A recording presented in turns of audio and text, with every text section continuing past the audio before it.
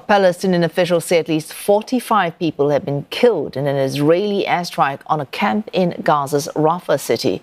Countries including Egypt and Saudi Arabia have condemned Israel for this attack, while Qatar warns the incident could hinder negotiations for a deal on a ceasefire and the accompanying release of hostages.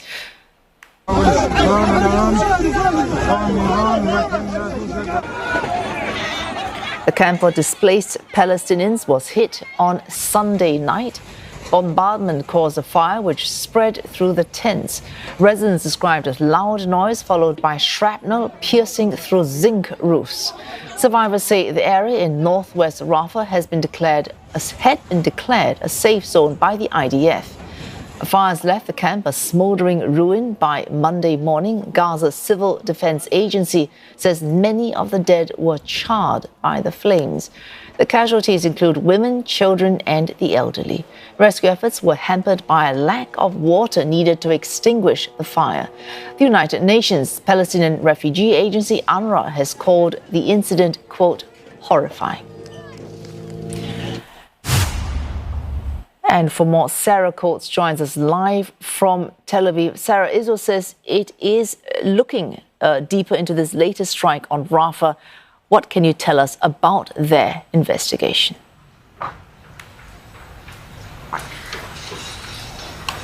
Hello there, Wei Su. The wording we're really hearing from Israel's military prosecutor underscores the severity of this incident. Major General Yerushalmi, she spoke out in the southern city of Eilat just a little earlier.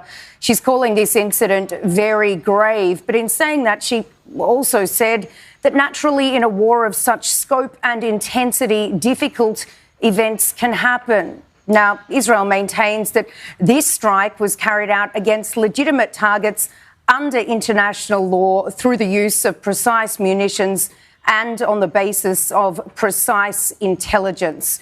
International condemnation is continuing in the wake of this strike. You did mention it happened, according to doctors, in a so-called safe zone that was declared as that by the Israeli military, while the UN Palestinian Refugee Agency, UNRWA, is now calling Gaza hell on earth. Wei Su.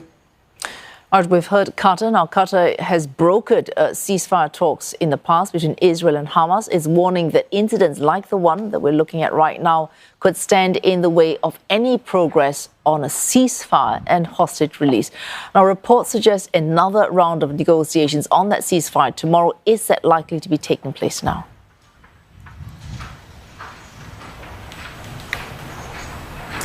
That is yet to be seen. We do know that Israel's war cabinet held a meeting last night. This was widely expected to be discussed, although the Israelis are remaining very, very tight-lipped. Now, there is a lot of hope, of course, that these negotiations may once again restart. But in saying that, Wei Su, there is not a lot of optimism. Of course, we do need to remember the sheer amount of pressure that the Israeli Prime Minister Benjamin Netanyahu is under, not just internationally, but also domestically, from the families of these more than 120 Israeli hostages that do remain in the Strip. But as you just mentioned, the Qataris have now come out to say that this strike on Rafah could hinder these renewed hostage talks. And it is important also to remember, Wei Su, that this major sticking point does remain. The Hamas continues to say that it will only agree to a full comprehensive ceasefire.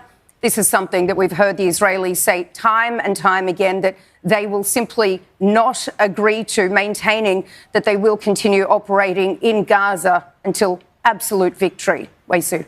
And thanks for that update. Sarah Coates speaking to us there from Tel Aviv.